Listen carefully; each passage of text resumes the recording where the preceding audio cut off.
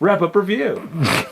What an intro. Smile more, it's YouTube. Alright, so we just played Distilled. We did. And so you're just distilling alcohol and selling it, right? Yeah, you're just trying to be the master distiller, the best distiller at making whatever recipes. Which was me. So I feel like it's a kind of set collection almost kind of game, because you're buying the ingredients to distill, right? But I think it's got that interesting twist where the head and the tail come off. Mm-hmm. And so you don't necessarily brew what you want to brew unless you like go all in on it. But then you're using up all your ingredients, so you have less to use next round. You got to think ahead, like as far as like what you're buying. Because there are some distillery goals that I feel like really impact the game, and then these like spirit awards as well were big point winners. Yeah, so you're just trying to get a high score mechanically speaking. But it's cool. I like all the different things that the ingredients do. I like the flavor aspect of the game. So like if you distill a spirit and then instead of selling it outright, you can age it and add flavors to it each turn. It's a pretty cool concept because I mean that's how aging works in real life. I do think it did a decent job of simulating what running a distillery would be like. Yeah, for the most part. I mean the head and tail, it's all, you know, a crapshoot really. I mean it's a science, but like the process of itself, like all the variables, like it can be a crapshoot. Yeah, because I think that's interesting how you don't get to pick what you're making necessarily. Yeah, you just kind of, well, this is what I want to make. Yeah. And I hope that it comes out of the other end. Let's notice how I made vodka 3 times.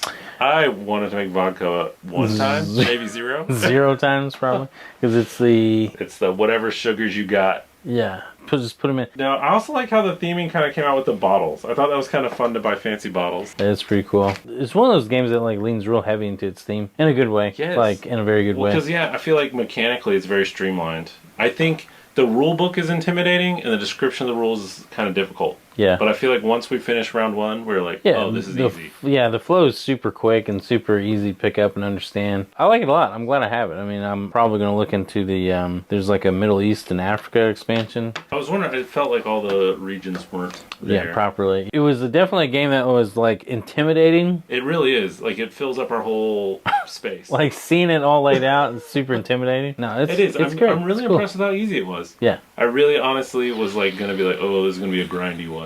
Where we don't know what we're doing. I like the idea too of like just you're also like constantly getting bonuses and extra stuff by just completing goals. Like you don't even have to be aiming towards a goal like these things when you get a label. Like you're always getting extra stuff. You're always getting stuff that's going to help you. No, it did a really good job of making it easy for you to score and feel like you're successful. I do think it's interesting as a side note. So if you know anything about the spirit world, like alcohol and stuff like that. Yeah, you know where ghosts are from. No, like how different liquors are distilled or made or stored or sold or whatever.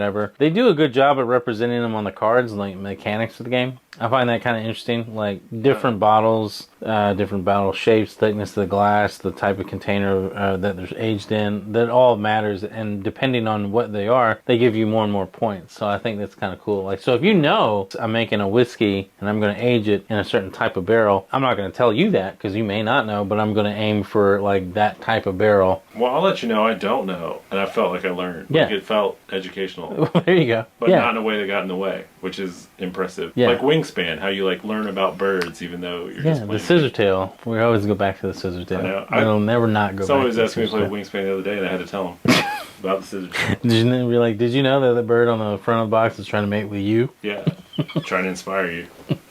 Check out our previous playthrough of Wingspan.